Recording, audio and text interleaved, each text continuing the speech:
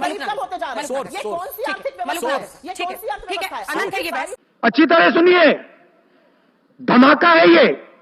देखिए, पहली बात तो अभी सुप्रिया जी ने कहा कंफ्यूज, तो मुझे लगता है दर्शक जो देख रहे होंगे वो कंफ्यूजिया जाते होंगे। क्यों? बाबा साहब अंबेडकर ने कहा था कि संविधान का प्रियम्बल यानी संविधान की उद्देशिका संविधान की आत्मा है, मगर वो प्रियम्बल बदल दिया गया बाबा साहब के संविधान को तब जब संविधान लोकतंत्र की आत्मा कुचली गई इमरजेंसी में 76 में 42वें संविधान संशोधन में। दूसरा कंफ्यूजन ये उत्पन्न हो जाता है कि हाल ही में संपन्न मध्य प्रदेश के चुनाव में कांग्रेस पार्टी अखिलेश वखिलेश और सपा को चिरकुट पार्टी बोल चुकी है, अखिलेश जी इनको चालू पार्टी बोल चुके हैं। अब ये चालू चिरकुट के संज्ञा प्राप्त, मेरा नहीं है, एक दूसरे के द्वारा संज्ञा प्राप्त लोग जब आकर यहां कहने का प्रयास करते हैं कि हम मिलकर देश को एक नया स्वरूप देंगे, नई दिशा में लेके जाएंगे, क्या बात कर रहे हैं? तो मुझे लगता है कि जनता के मन में बहुत भारी कंफ्यूजन क्रिएट हो जाता है। परंतु मैं कहना चाहता हूं एक लाइन में कि राहुल, टीपू और बुआ जी, सबका संकट एक है, आएगा तो मोदी ही, चूंकि नीयत नेक है।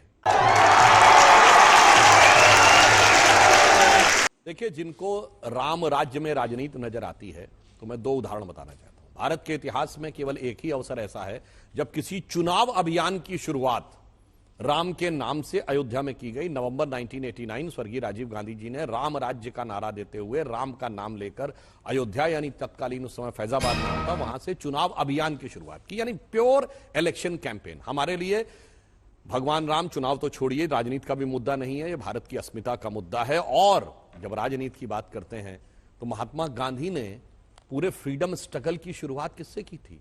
राम राज्य की परिकल्पना के साथ, राम राज्य के आदर्श के साथ। नित्य का भजन रघुपति राघव राजा राम, अंतिम शब्द हे राम, जो कि हम लोगों के जन्म से बहुत पहले गांधी जी की समाधि पे लिखा। मगर समस्या क्या है ना, ये गांधी की कांग्रेस नहीं रह गई, नेहरू की कांग्रेस हो गई। इसलिए वो उस राम, उस विचार से, और राम का विचार तो डॉक्टर राम मनोहर लोहिया ने कहा रामकृष्ण और शिव के बिना नहीं संभव है। हमारे दीनदयाल जी और डॉक्टर हेडगेवार, वो तो विषय आप कहते ही हैं कि साहब भारतीय जनता पार्टी और संघ परिवार उठाता है, तो राम तो सबके थे, मगर अफसोस की कुछ और चीजें ऐसी अपनी लगने लगी जिसकी वजह से यह समस्या आई। अभी माननीय प्रधानमंत्री जी ने जो बोला, मैं एक बात कहना चाहता हूं। उन्होंने कहा कि भाई हम जो कुछ करते हैं जनता को अर्पित कर देते हैं। हमारे धर्म शास्त्रों में प्रेरणा दी गई है, त्वदीयम वस्तु गोविंदम तुभ्यम समर्पयामि, आप ही की वस्तु थी, हमने आपको समर्पित कर दिया। उन्होंने भारत का उदाहरण दिया। राम राज्य के अनेकानेक ऐसे आदर्श हैं जो गांधी जी को भी प्रेरणा देते थे, मगर अफसोस की बात यह है कि आज गांधी नामधारियों को प्रेरणा नहीं दे पाते हैं, बल्कि उनके मन में पता नहीं क्या था। और एक और बात कह दूं सिग्निफिकेंट, 22-23 दिसंबर 1949 की रात को जब मूर्तियां प्रकट हुई थी तो मैजिस्ट्रेट के सामने दिया गया बयान है कि सबसे पहले लाइट किसको दिखी थी? वहां पे जो यूपी पुलिस का सिपाही था अब्दुल बरकत को लाइट दिख गई थी। मगर क्या करें, उन्हें आज लाइट नहीं दिख रही है। अब बताइए, बाबरी मस्जिद मामले का जो पैरोकार था इकबाल अंसारी, उसको निमंत्रण भी दिया गया, उसने निमंत्रण स्वीकार कर लिया, वो आने को भी तैयार है। मगर ये जो सियासत के पैरोकार हैं, इनको यह बात नहीं समझ में आ रही। जनता माफ नहीं करेगी, इसलिए देश की यह जनता बहुत भली बात ही समझती है। एक और बात कह दूं, जो प्रधानमंत्री जी ने भारत का उदाहरण दिया, जब भारत आते हैं तो आप सबने सुना होगा कि लक्ष्मण को लगता है शायद भरत को राजमद हो गया है और वो सेना लेकर हम पे आक्रमण करने के लिए आ रहे हैं। तो रामचरितमानस में लिखा है कि भगवान कहते हैं भरत ही हो ही न राजमद, विधि हरिहर पद पाए, कबहू की कांजी सीकरनी क्षीर सिंधु बिन साए। अर्थात जो भगवान के भक्त होते हैं उन पे राजमद हो ही नहीं सकता। राजा का पद छोड़िए, ब्रह्मा विष्णु महेश का पद दे दीजिए, जैसे कांजी यानी मट्ठे की एक बूंद से क्षीर सागर का सारा दूध नष्ट नहीं होता। मगर क्या बताएं, इन लोगों के मन में अहंकार इतना ज्यादा था कि राम काल्पनिक से लेके हिंदू आतंकवादी तक हो जाता था, और जाने कौन कौन सी बहुत सारी बातें थी, इंडिया इज इंदिरा हो जाता था। तो इसलिए जो भगवान के प्रति समर्पित रहता उसमें अहंकार नहीं होता है, अन्यथा सत्ता का अहंकार बहुत सहज आ जाता है। यह भी राम राज्य के आदर्शों में दिखाई पड़ता है। मैं दो बातें कहूंगी। बात रामराज से शुरू करते हैं ना। आपने सवाल पूछा था, 3.25 मिनट का देश के नाम प्रवचन भी दिया गया यहां पर, लेकिन रामराज पर नहीं आए। रामराज का मूल मंत्र क्या है? दैहिक दैविक भौतिक तापा, राम राज नहीं कहूं व्यापा। 44% बेरोजगारी, जिसमें से 20 से 25 साल के युवा बेरोजगार, जिन माँ और पिता ने एक रोटी कम खाकर बाबू को पढ़ा लिखा कर कुछ बनने के लिए तैयार किया, वो युवा बेरोजगार है। जब वो खाने की थाली परसती है तो उसमें आटे से लेकर दही पर जीएसटी है।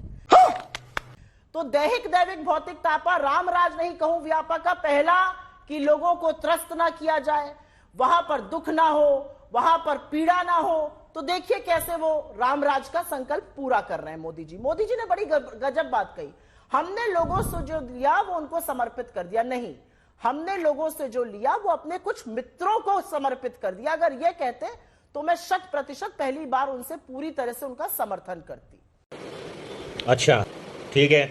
असलियत यह है कि आप या भारतीय जनता पार्टी के जो शब्द हैं उससे मुझे आपत्ति। आपने कहा हिंदू वोटर अछूता रह जाएगा।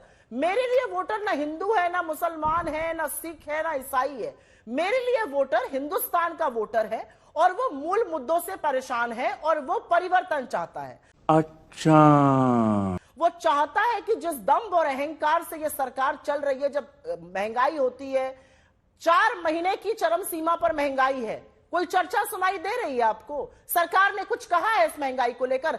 9.5% पर खाद्य में महंगाई है। फूड इन्फ्लेशन 9.5% पर है, शहरी क्षेत्रों में 10% पर है। सरकार के चेहरे पर शिकन आ रही है? नहीं आ रही है।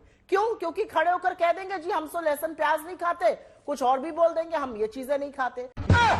9.5% फूड इन्फ्लेशन, कंजम्पशन आधा हो गया है, मतलब लोग उपभोग कम कर रहे हैं। ये सब क्या दिखाता है? ये सब दिखाता है कि लोग परेशान हैं बेरोजगारी से, महंगाई से, आर्थिक असमानता से। लोग परेशान हैं महिला अपराध से। IIT BHU में अगर आपके गुर्गे पकड़े जाते हैं तो लोग सवाल पूछ रहे हैं कि रामराज की परिकल्पना क्या थी? जिस मर्यादा पुरुषोत्तम के नाम पर आप बात करते हैं, वो मर्यादा पुरुषोत्तम के सामने आप कैसे सिर झुका के खड़े होते हैं? जिस मर्यादा पुरुषोत्तम की आप बात करते हैं वो राम तो सबके हैं, कोई आपकी ना बपौती है ना आपका आधिपत्य है राम पर। कह दो कि ये झूठ। अच्छा, सच क्या है अभी पता चलेगा। चलो भाई। उन्होंने महंगाई की बात कही तो मैं कहता हूं चेक कर ले कोई भी जाके। उनके 10 साल में औसत महंगाई की दर रही है 8.2%। हमारे पिछले 9.5 साल में औसत महंगाई की दर रही है 5.1%। आज के समय में दुनिया में कोई ऐसा देश नहीं है G20 कंट्री में जहां महंगाई हमसे ज्यादा हो, जहां पे महंगाई की दर हमसे कम हो और विकास की दर हमसे ज्यादा हो। तो हम महंगाई और विकास की दर में इस समय वर्तमान चुनौतीपूर्ण परिस्थितियों में, इन्होंने कहा कंजम्पशन कम हो रहा है, तो अभी अभी का डाटा है कि पिछले साल में भारतीयों में 41 लाख 4 व्हीलर्स खरीदे, 41 लाख। कंजम्पशन कम होता दिखाई पड़ रहा है। हवाई यात्रा में भारी वृद्धि हुई है, कंजम्पशन कम होता दिखाई पड़ रहा है। और जो मकान खरीदे गए पिछली बार की तुलना में वो 24% ज्यादा है। सामान्य मकान, जो लग्जरी मकान कहते हैं कि जिनकी 1.5-2 करोड़ से ऊपर की कीमत होती है, उसमें 31% की वृद्धि हुई है। रोजगार की बात करते हैं कि जब इनकी सरकार थी उस समय 11 crore EPFO employee provident fund scheme के खाते थे, अब 27 करोड़ हैं। तो 16 करोड़ कोई ऐसा तो नहीं कि अपने आप किसी ने खाता खुलवा दिया और उसमें उसका नियोक्ता पैसा भी डालने लगा। यही नहीं, अभी और सुनिएगा। हाँ, और एक बात और कह दूं, चलिए, तो उसका जवाब था। आपने कहा हिंदू वोटर की चिंता नहीं, बिल्कुल सही बात है। इनको हिंदू वोटर थोड़ी चिंता है। इन्होंने बिल्कुल अच्छी बात बोली है कि ये आंशिक सत्य बोला है। इन्होंने कहा हम वोटर को हिंदू मुसलमान में नहीं देखते, वोटर को हिंदू में नहीं देखते, क्योंकि हिंदू में अगड़ा पिछड़ा करना है, उत्तर दक्षिण करना है, तमिल हिंदी कर लेना है, बड़े आराम से कर लेंगे। इनका तो बहुत साफ सिद्धांत है, इनको हिंदू वोटर की चिंता नहीं करनी है। 20% अपना है, 80 में टुकड़े करना है। बात तो सही है। खत्म, गया। दोस्तों, आप लोग वीडियो को राष्ट्रहित के लिए लाइक और फॉलो करें।